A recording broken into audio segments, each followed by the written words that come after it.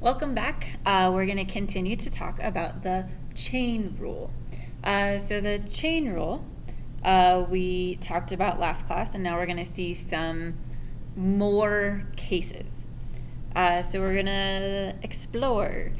So Calvin pulls back on a rubber band and shoots it at Phoebe. He figures that the force F ounces with which he pulls is a function of X inches, the length of the rubber band, and X is a function of time, the number of seconds he started pulling. So we have different values of t, different values of x, and different values of f. So we're going to estimate dx dt, so this is going to be the change in x over the change in time, at 0.8. So if I'm estimating, we have a table. I don't have an actual equation. So what I want, I'm using these two, dx dt. I'm going to use these two values. Okay, so I'm going to evaluate this. So it's going to be the change in x over the change in t. So dx dt, change in x over the change in time.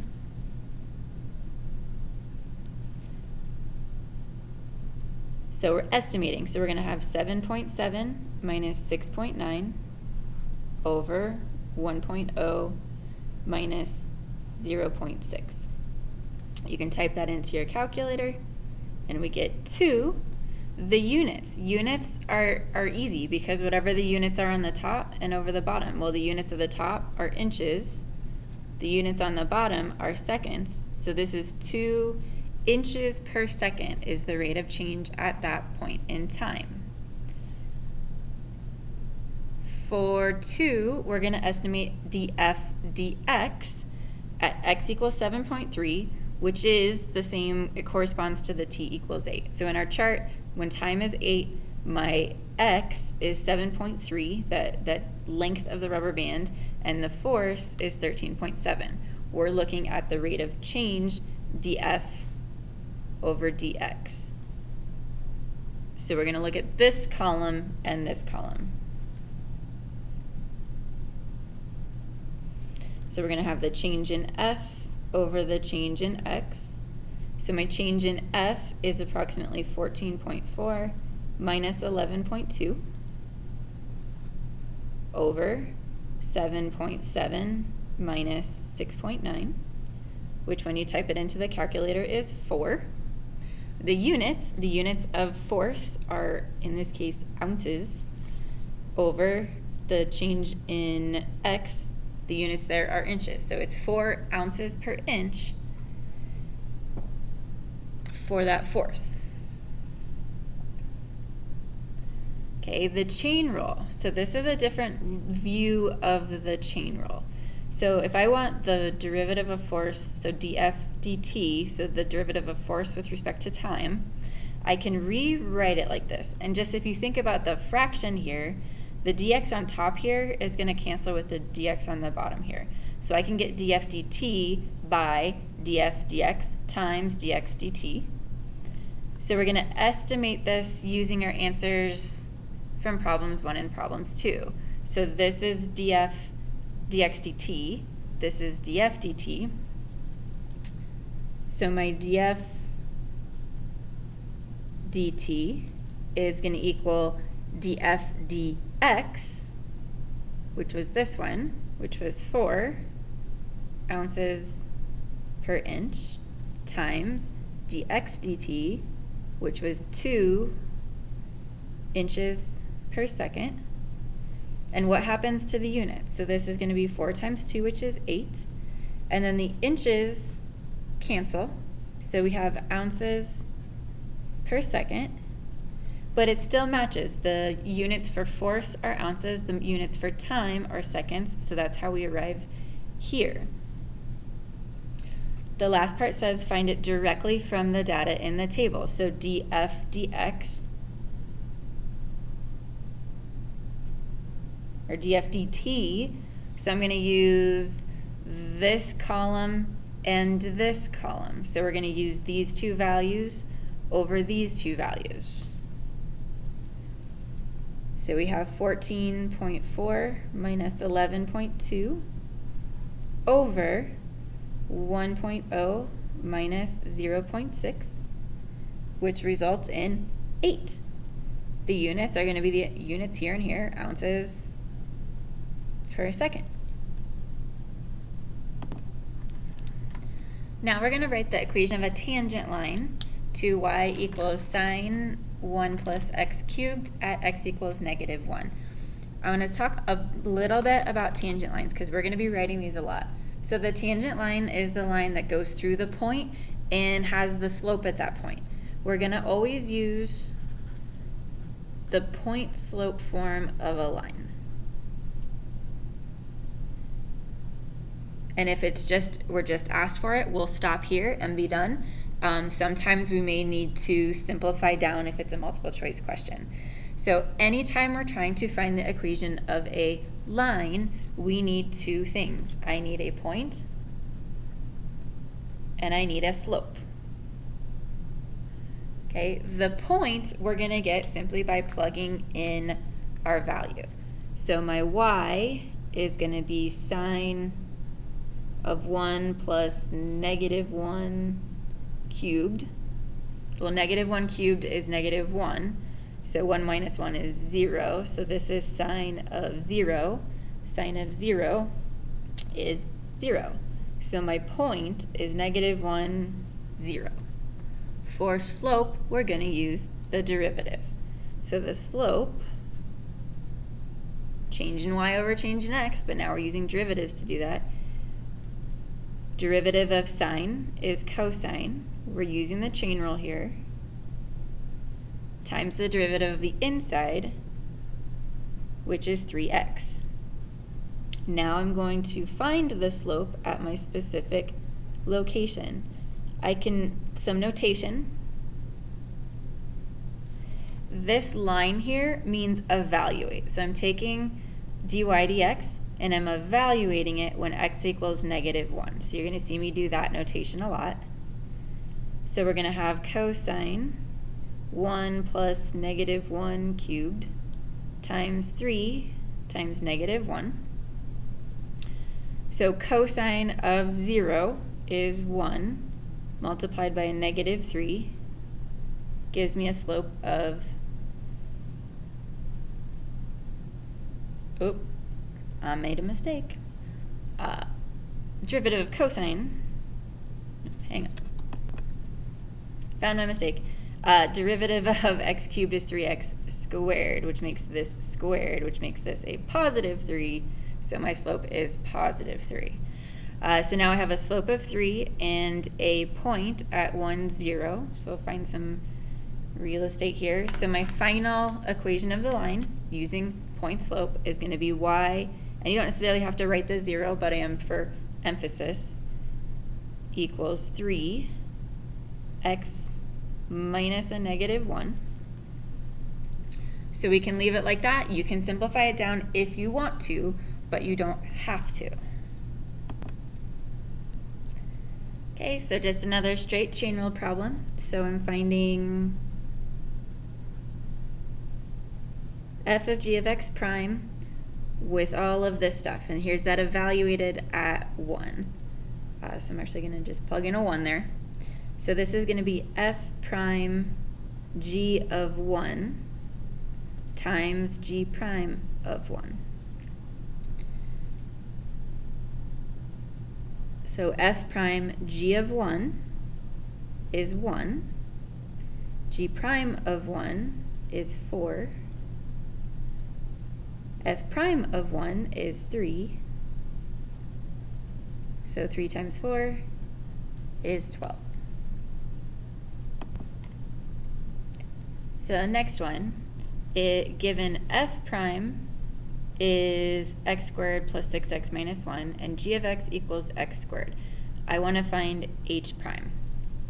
So h prime of x, if h is equal to f of g of x, is going to be f prime g of x times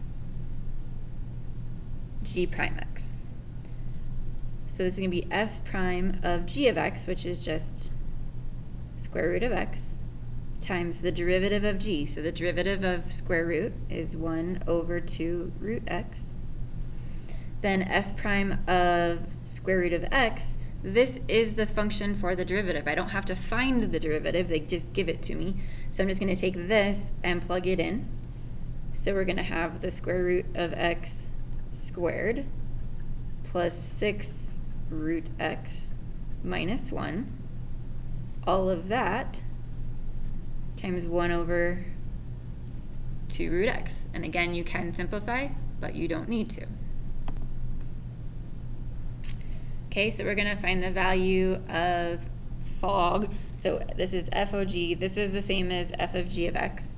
Given f of u, don't laugh, f of u equals u cubed plus 2. U is equal to g of x, which is equal to x cubed when x is equal to 8. So you can do this separately. I'm going to go ahead and just write the function.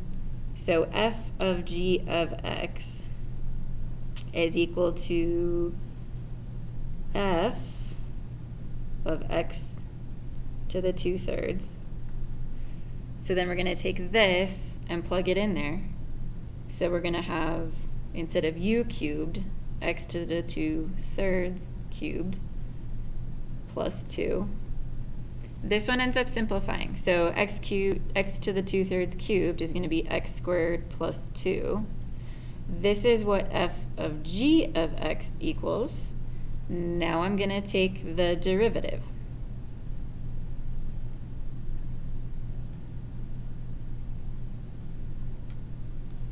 So the derivative of this is just 2x evaluated at 8 is going to be 16. So let y equal x squared plus 7x minus 5. Evaluate dy dt when x equals 1 and dx dt equals 1/3. So I want you to notice here that we have 3 variables. We have x, we have y, and we have t. We are trying to find dy dt. My y equation is in terms of x, not t. Had this been t squared plus 7t, we just take that derivative. But that's not what we have. So to find dy dt, I'm going to use dy dx, because I have a function y in terms of x, and multiply that by dx dt. So I'm going to do this separately. So over here, dy dx is going to be 2x plus 7. So dy dx evaluated when x equals 1 is going to be 2 times 1 plus 7, which is 9. So my dy dx is 9. My dx dt is 1/3, so dy dt is going to be 3.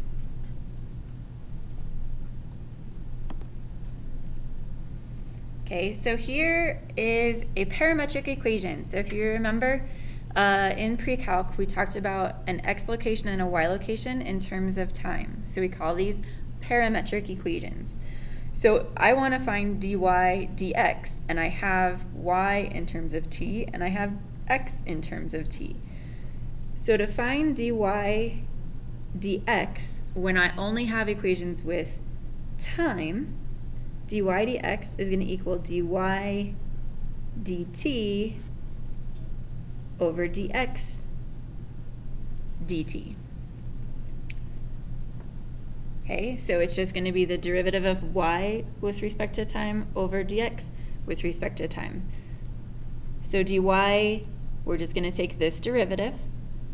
So we're going to have a negative sine pi t squared times the derivative of the inside, which is going to be 2 pi t, all over the derivative of x, which is going to be 2t minus 4.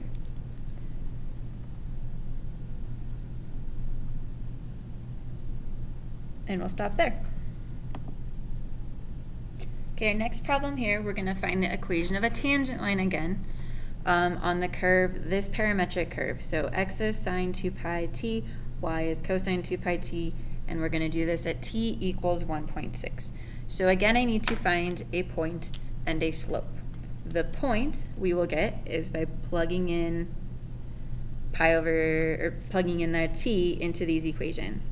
So my x is going to be sine 2 pi t, which is 1/6.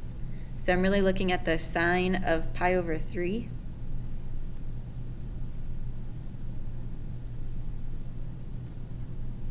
Okay, and you'll want a unit circle available, so you might print one of those out so you have it handy. There is one in the back of your textbook in one of the, like the back cover. But sine of pi over 3, the y value of pi over 3 is root 3 over 2. My y is going to be cosine 2 pi times 1/6. So that's going to be the cosine of pi over 3, which is 1/2.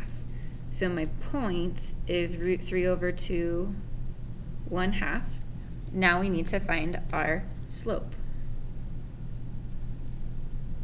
Slope is always the change in y over the change in x. So slope is always dy dx.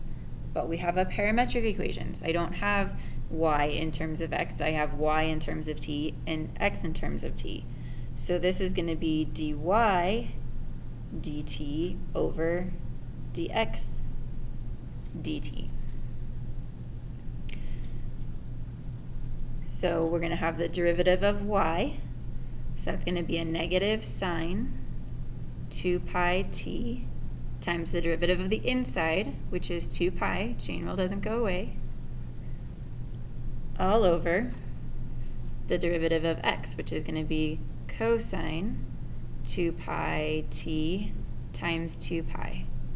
So these 2 pi's do cancel. Oh, apologies, sorry guys.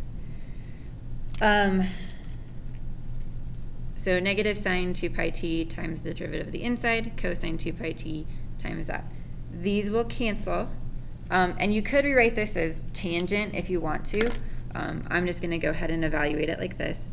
So we're going to evaluate this at t equals 1/6. So we're going to have negative sine 2 pi times 1/6 over cosine 2 pi times 1/6. So we've already evaluated these, so this is going to be a negative root 3 over 2 over 1/2, which is going to be a negative root 3. So now I have a point and a slope. So I'm going to write the equation of our line. So I'm just going to go back over here where I have a little bit of space. So we're going to have y minus 1/2 equals our slope, which was negative root 3, x minus root 3 over 2. So that's the slope of our tangent line. So assume that f is a differentiable function for all x. The sine of f prime is as follows. F prime of x is greater than 0 from negative infinity to negative 4. It's less than 0 from negative 4 to 6, and it's greater than 0 from 6 to infinity. So I'm going to visualize this in a slightly different way.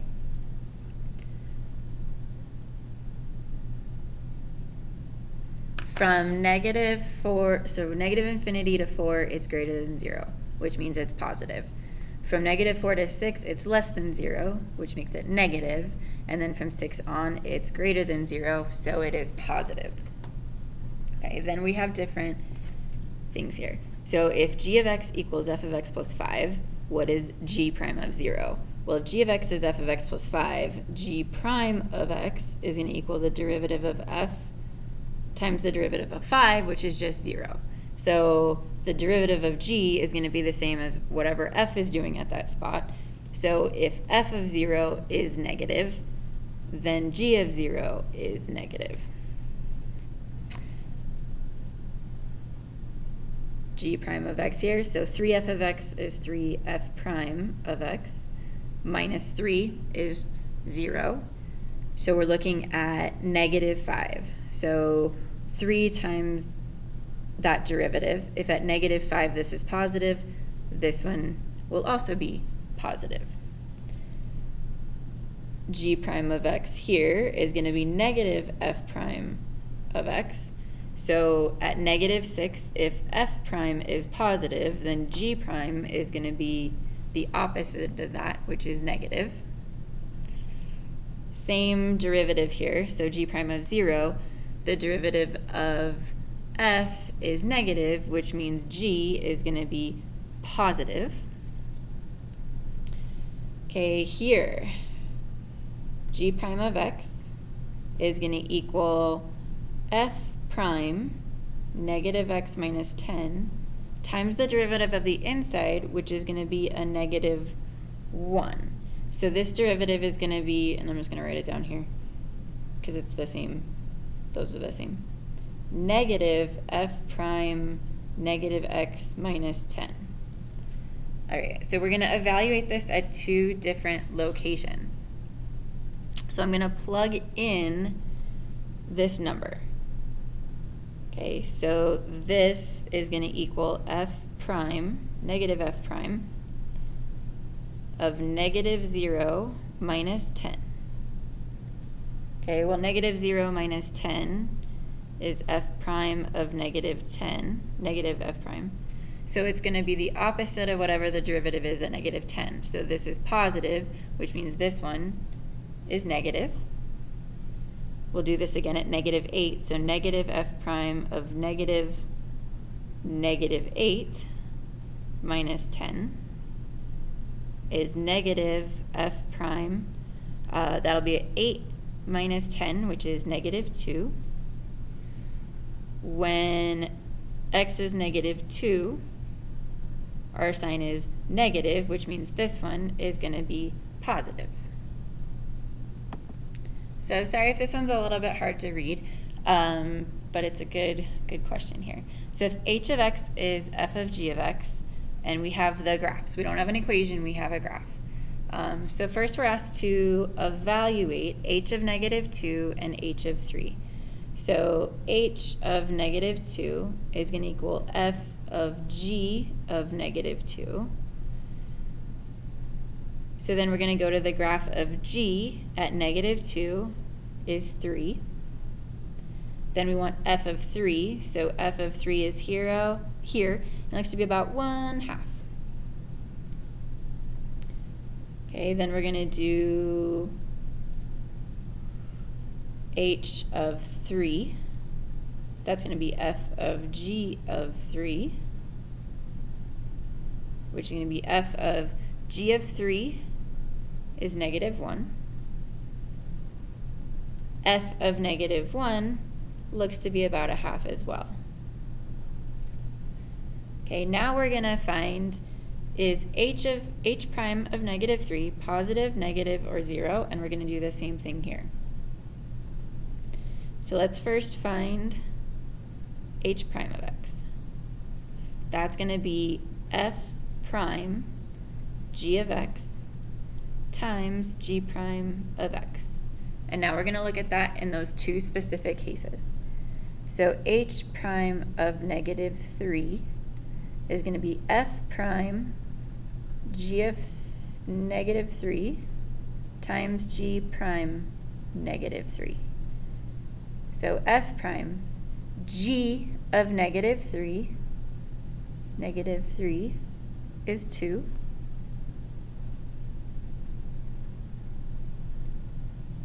Okay, for this next part, I'm not looking for a specific value. I just want to know if it's going to be positive, negative, or 0.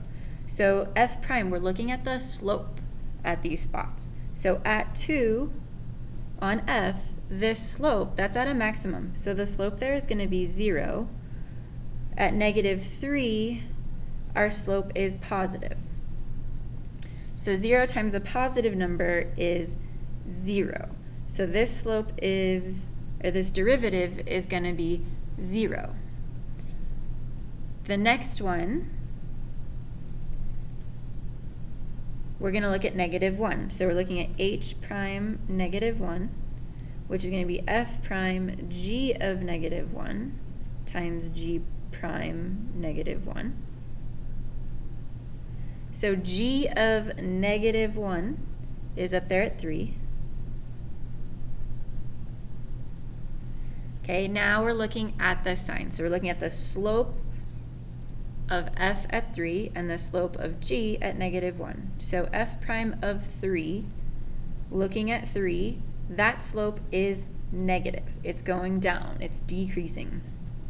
At negative 1 on g is also decreasing. Okay, the slope's 0 here. It's negative there.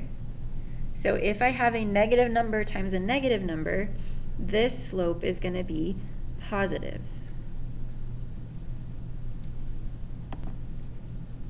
So a multiple choice question. So let h be a differentiable function, and f is h of x squared minus 3. So which of the following is equal to f prime of 2? So I'm going to take the derivative of f as best we can. So it's going to be the derivative of the outside, leaving the inside alone, times the derivative of the inside, which is 2x. And we're going to evaluate this at 2. So we're going to have h prime 2 squared minus 3 times 2 times 2. So we have a 4 h prime. On the inside, we're going to have 4 minus 3, which is 1. So we're looking for the correct one, which is going to be this one. And again, with the multiple choice questions, the writers of those questions know the mistakes you're going to make. So if you forget to do the chain rule, you're going to select the incorrect answer. So chain rule is always there. Always look for it.